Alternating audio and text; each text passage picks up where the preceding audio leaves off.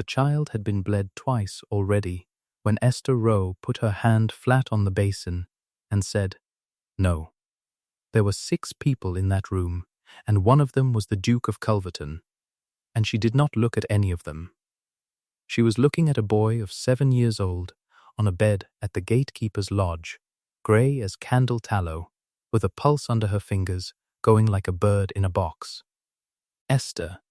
Her father did not raise his voice, because Dr. Ambrose Rowe never raised his voice in front of people who mattered. "Give me the basin. He has lost too much. Look at his lips, Papa. Look at his lips, and then tell me you want another 8 ounces out of him. It is a putrid fever, and it wants reducing. It is not a fever. It is his gut, and he has been 3 days without passing anything, and he is screaming when I press here and not here." She had her hand on the child's belly, low and right, and she did not move it. Warm cloths, and water with salt in it in spoonfuls all night, and nothing by way of purging, and somebody sitting with him until it turns. That is all there is. If it bursts, we will know by morning, and nothing either of us does tonight will signify. And if it does not burst, then the one thing that will kill him is another basin. There was a silence in the gatekeeper's lodge of the kind that happens when a daughter contradicts her father in front of a duke. "You will oblige me," said Dr. Rowe, "by remembering where you are." "I am at Tom Ferris's bedside," said Esther Rowe, "and I have been at 11 like it in this parish, and I will not have this one bled again." She stayed the night. Her father did not. The Duke of Culverton stayed until 2 in the morning, which nobody expected, and which the gatekeeper's wife talked about for a year. He did not do anything useful. He was 36, and had been a duke for 9 years, and had never in his life sat in a room like that one, and he was aware of being entirely ornamental, and he stayed anyway, because the boy was his gatekeeper's son, and because a woman had put her hand on a basin in front of him and said no. He watched her work for 5 hours. She was not gentle. That was what struck him. She was efficient and quick and slightly rough, and she talked to the boy the entire time in an ordinary voice about ordinary things. The price of eggs and a dog in the village that had got into a butcher's, and twice she made him laugh, and the laughing hurt him, and she knew it would, and did it anyway, because a boy who can laugh is a boy who is still there. At about 1 she said, "Without turning round, Your Grace, you have been standing for 3 hours, and there is a chair. I did not like to take it. It is a gatekeeper's chair in a gatekeeper's house, and you own both," said Esther, "and Mrs. Ferris has been unable to sit down herself all night, because you are standing. Sit in the chair, and she will sit on the settle, and we shall all be a great deal more comfortable." He sat in the chair. At 3:30 the boy passed water, and the belly went soft under her hand, and Esther Rowe put her forehead down on the edge of the bed for perhaps 4 seconds, and then sat up and said, "There, right, Mrs. Ferris. He may have as much water as he likes now, and nothing else until noon." And she gathered her things and walked home 2 miles in the dark, alone, at 4 in the morning, because her father had the gig. Robert Ashe, Duke of Culverton, stood in the doorway of a lodge on his own land and watched her go, and had decided something before she reached the turn of the road. He did not tell anybody. That was the whole trouble, afterward, and he would be a good deal sorrier about it than he expected.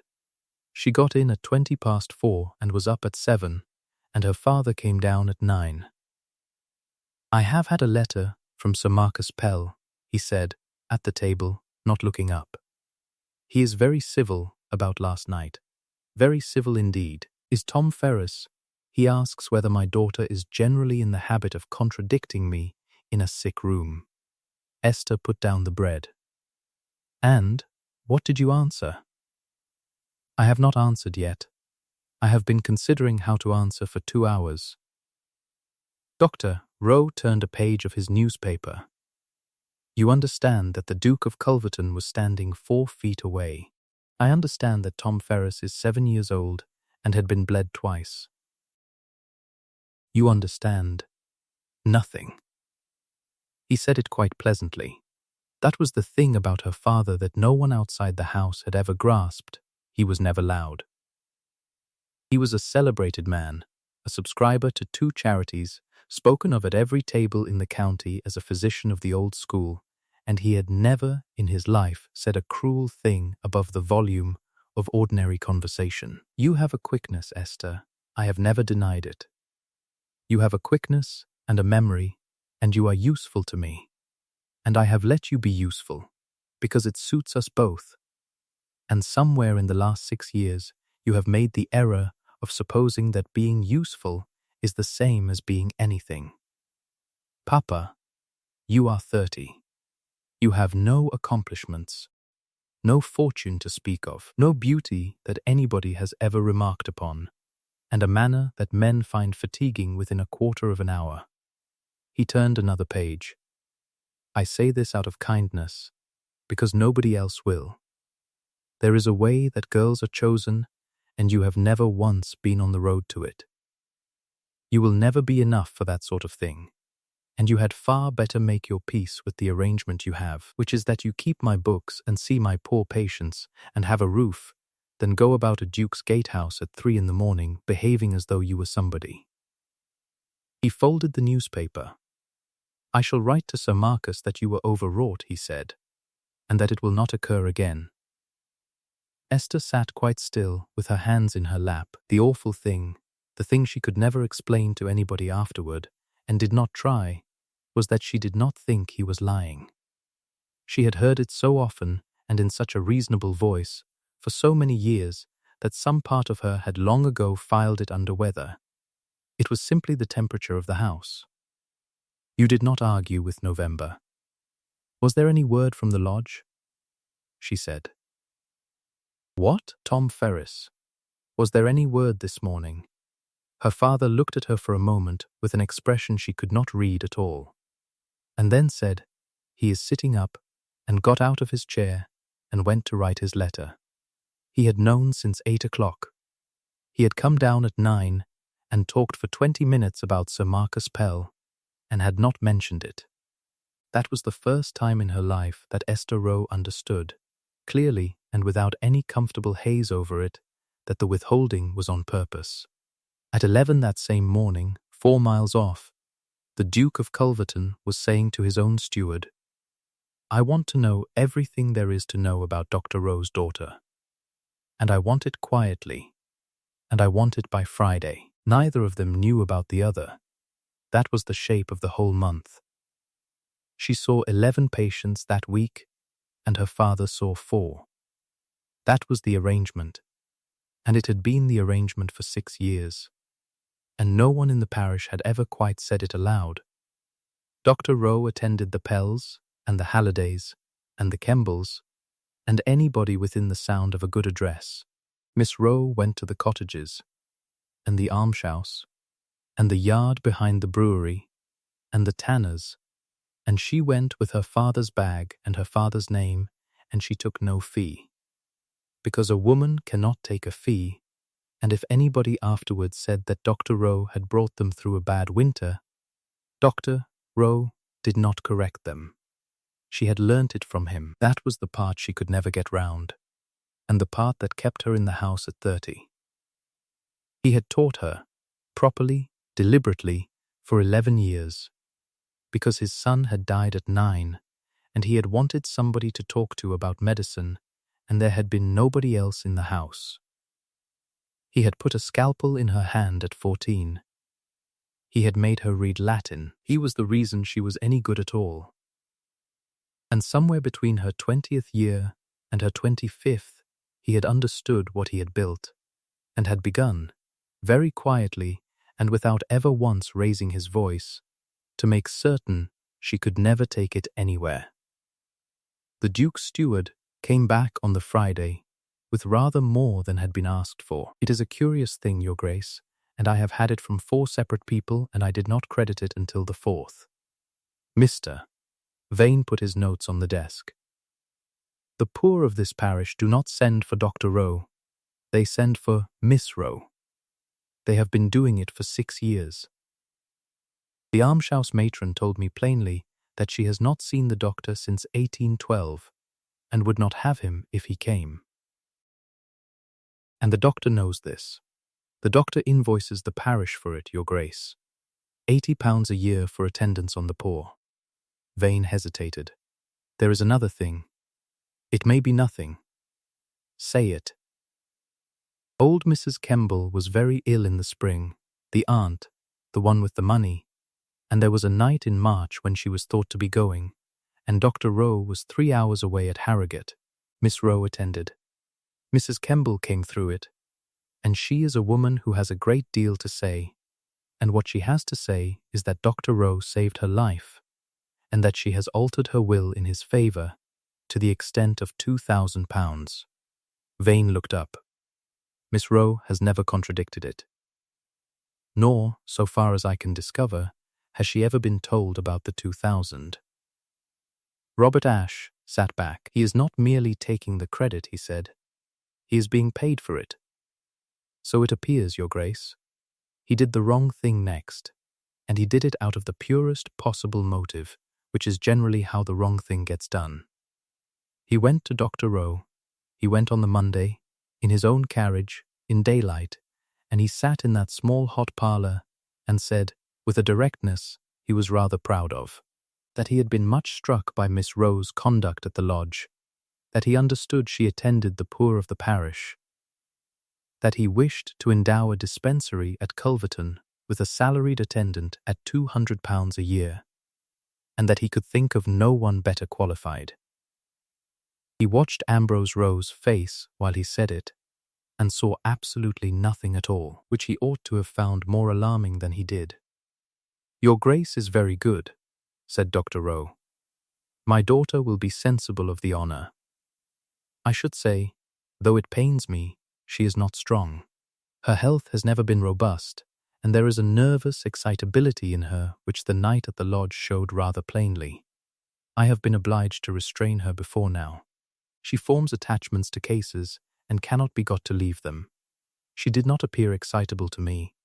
She is very well controlled in company. A small, sorrowful smile. It is at home that one sees it. He waited 11 days. Then he wrote to her directly, which he should have done in the first place. She never received it. She never received the second one either. What she received, in the 4th week of that month, was a great deal of kindness. Her father was kind for 11 days, which was the longest continuous stretch of kindness in her adult life, and which frightened her considerably more than the cruelty ever had. He praised her at the Hallidays' table. He said, twice, in company, that his daughter had a very pretty knack with the poor. He gave her 4 guineas and told her to buy something, and did not ask what she had bought. And on the 12th day he sat her down and told her, gravely, that Mrs. Kemble was failing again, that the family were most particular that no unmarried woman should attend, and that she was not to go to Kemble House on any account whatever. She asked for me in March. She was out of her senses in March. He patted her hand. I know it is hard. You have a great deal of feeling for her. That is precisely why I cannot have you there, my dear. You are not able to be dispassionate, and Mr. Kemble has said as much. Mr. Kemble had said nothing of the sort. Mr. Kemble had, in point of fact, written twice, asking for Miss Rowe by name. Esther went into the garden and stood among her mother's ruined roses for some time, and then went indoors and did as she was told, because she was 30 years old and had been told things in that voice since she was 4. She wrote to Mrs. Kemble instead. 4 lines only, that she was prevented from coming, that she thought of her, that the drops were to be taken in water and not in wine whatever anybody said, and that she hoped to be allowed to call when the family permitted it. She gave it to the girl for the post-bag. Her father carried the bag down to Denton himself that afternoon, which he had not done in 4 years, and remarked at supper on what a pleasant afternoon it had been for a drive. Mrs. Kemble died on the 9th of October, and Esther Rowe was not at the bedside. She heard it from the fishmonger. She walked to Kemble House the same afternoon without asking anybody's leave, and Mr. Kemble met her in the hall with his hat in his hands and a face she would not forget, and said, "Miss Rowe, my aunt asked for you 11 times. I was told. I wrote to you twice." He said it very carefully, the way one speaks to somebody standing at the top of a stair. "Twice, madam, in my own hand, to this house. And your father came and attended her, and would not have her moved, and put a blister on her at the last, which I will be honest with you, I did not think was right. And she asked for you, and he told her you had refused to come." Esther Rowe stood in a stranger's hall and felt the floor of 11 years go out from under her. "He told her I refused. He said you were unwilling to attend a death." Kemble's voice cracked. She said, "Then I have mistaken her." And she said it about 4 times in the night, and I could not, madam, I could not tell her otherwise. Because I did not know. She did not confront her father that evening. She has said since that this was the single most useful decision of her life. She went up to her room, and she got out her own casebook. 6 years of it. Her own hand, every cottage and every yard, kept because she had been taught by a man who taught properly whatever else he was. And she went back through it, and she made a list. It was not a list of cruelties, it was a list of documents. Mr. Kemble's 2 letters, which had come to the house and never reached her hand, and which he could swear to and date. The parish invoice for £80 a year, attendance on the poor, at the vestry, signed the almshouse matron, who had not seen Dr. Rowe since 1812 and would say so. The apothecary at Denton, who had been filling her orders in her own handwriting for 4 years, and had 4 years of it in a drawer. And Mrs. Kemble's will, with £2,000 in it, for services rendered in March by a physician who had been at Harrogate. She sat up until 3 with the casebook open, and understood, quite calmly, that she had not been kept small by a temper. She had been kept small by a business. "He is not cruel because he despises me," she thought. "He is cruel because I am the whole of his practice, and the day anybody knows it, he is a man of no particular ability, with a large house and a subscription to 2 charities." She went to the Duke of Culverton on the 14th of October, and she had to do it on foot, and she was made to wait in the hall. That was Vane's doing, and Vane never forgave himself for it. He had had 3 weeks of a duke going quiet whenever the name Rowe was mentioned, and he had drawn the obvious and entirely wrong conclusion. She had been in the hall 40 minutes when Robert Ashe came through it on his way somewhere else, and stopped dead. "Miss Rowe." "Your Grace." She stood up. "I am sorry to come to the house. I could not think how else to reach you, and I have been told a great many things this month that turn out not to be true. So I have stopped writing letters and started walking." "Letters," he said it slowly. "Miss Rowe, did you receive mine? You wrote to me?" "Twice," said the Duke of Culverton. "In September. And I came to your father in August and offered you a dispensary at £200 a year, and he told me you were nervously unfit for it. And He stopped, and she watched a man of 36 go entirely white in his own hall. I believed him. I sat in his parlour and let a man tell me you were unwell, and I believed him. And then I wrote to you twice at the house he opens the post in, and when you did not answer I concluded that you did not wish to." Esther Rowe put her hand on the back of the chair. £200 a year, she said. "Miss Rowe, no, wait, I am doing a sum." She was, visibly, doing a sum. August, You offered me that in August. In September, I was told I could not attend Mrs. Kemble because the family objected to an unmarried woman, and in October she died asking for me and believing I had refused to come. She looked up. He knew in August. Everything he has done since August, he has done knowing there was a door. They took it to the vestry, which was Esther's decision, and which the Duke argued against for 4 days. I could settle this in a morning, he said. I have only to say it. There is not a household in this county that would receive him afterward.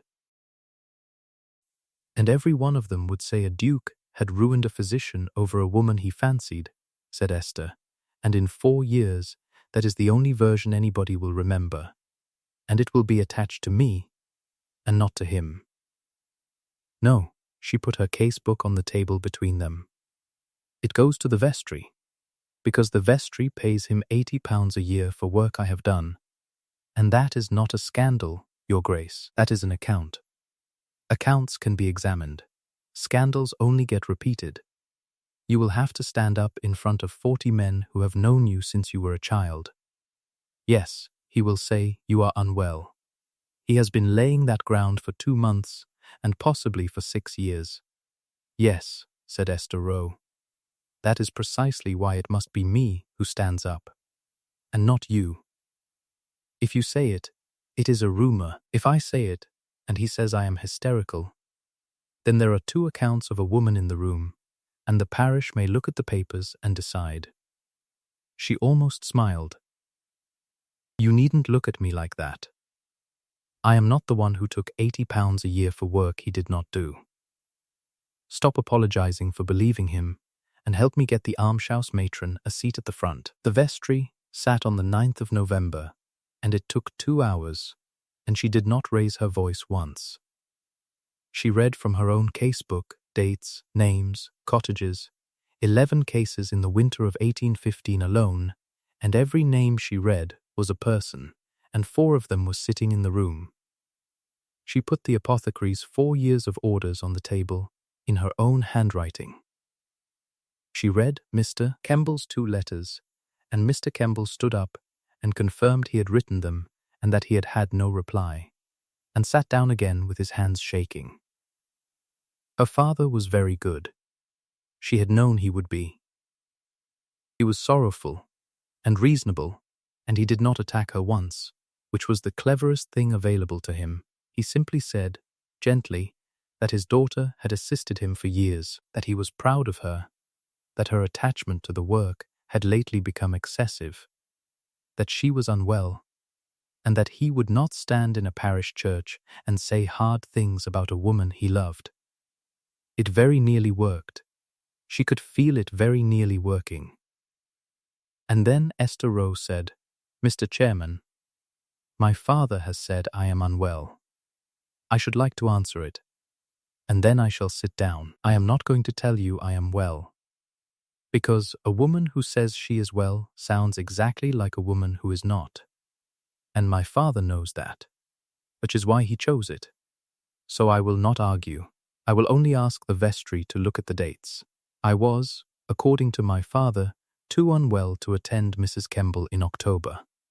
In March, when he was at Harrogate and she was dying, I was well enough to sit with her all night, and she lived, and £2,000 went into a will for it, in his name. I was too unwell in August, when His Grace offered a salary. I have been well enough every winter since 1812 to walk to the tanner's yard at night, for which this vestry has paid him £80 a year. I have been exactly as unwell as it has been convenient for me to be, gentlemen, and never once on a night when somebody needed something carrying. She sat down. The almshouse matron stood up at the back and said, I've not seen that man since 1812, and I'll swear to it on anything you like. And that was the end of Dr. Ambrose Rowe. He did not go to law, because there was nothing to go to law about that would not have been worse for him. He gave up the parish appointment in December and moved to Bath in the spring and lived another 9 years and never once wrote to her. The Kemble legacy was set aside by agreement of the family and given where it had been meant to go, which Esther used. entire to buy the fittings for the dispensary, because, as she pointed out to a duke who wanted very much to pay for them himself, a dispensary furnished out of Mrs. Kemble's £2,000 was a dispensary nobody could ever say had been furnished for love. He asked her in February. She said no. Not never, she said. Not this year. I have been somebody's property since I was 4 years old, and I have had precisely 3 months of not being it. And if I marry you in February, then the whole county will say I went from a father to a duke and never once stood on my own account. And your grace, I would half believe them. How long? Until the dispensary has been open a year, and the parish has got used to sending for me by my own name. She looked at him steadily. You may come on Thursdays. You may be extremely useful about drains. And if in 18 months you find you asked me in February because you were sorry, then we shall both be glad I said no. He came on Thursdays for 18 months. He was extremely useful about drains. He asked her again in the September of the 2nd year, in the dispensary, at 7 in the evening with the last patient gone and her sleeves still rolled. And he did it very badly and without any preparation at all, which she told him afterward was the only reason she believed it. I have had 18 months, he said, and I want it on the record that I have not once been sorry for you in the whole of them, which I could not have said in February. In February I was sorry. It was mixed in with the rest, and I could not have separated it out for you if you had asked me to. He turned his hat over. I can now. There is nothing left in it but wanting to be in the room, and I have thought about very little else since about March, and I am told the parish now sends for you by name, which was your condition, and I have counted the days rather more closely than is dignified. 211 of them, said Esther Rowe, since the plate went up. You are not the only person in this room who counts. She said yes, with her sleeves still rolled. There is a brass plate on the door of the dispensary at Culverton, and it does not say Culverton on it. It says Rowe, which the Duchess insisted on, and which her husband gave up arguing about in the 2nd week, and underneath it says the hours, which are 7 in the morning until 7 at night, 6 days, and no fee. Bath again, Robert said, coming through with the post on a Thursday. He is dead, my love. In November. I have had it from the solicitor, and I have been 3 days working out how to tell you. Esther Rowe washed her hands in the basin by the window and dried them, and did not say anything for a while. He taught me all of it, she said at last. That is the thing I have never been able to put down anywhere. Every hand I have laid on anybody in this county, he taught me how to lay it. He put a scalpel in my hand when I was 14 because he had nobody else to talk to, and he was proud of me for about 6 years, and I have thought a great deal about what happened at the end of those 6 years. What did happen? I got good enough that keeping me was worth more than being proud of me. She hung the towel up. That is all. It is not a monster, Robert. It is a man doing a sum. And the sum came out badly for me for 11 years. And it very nearly came out badly for the whole of my life, because he had the post bag, and I did not. Somebody knocked at the outer door, the tanner's boy, at 4 in the afternoon, with a cut hand and no money, which was the entire business of the place. Yes, Esther called. Come in, sit down, and put it under the pump first. She rolled her sleeves. You had better write and say I am sorry, she said to her husband on her way past. It costs nothing, and it is nearly true. And then come and hold this boy's arm, because you are considerably better at it than you were, and I have got a great deal to do.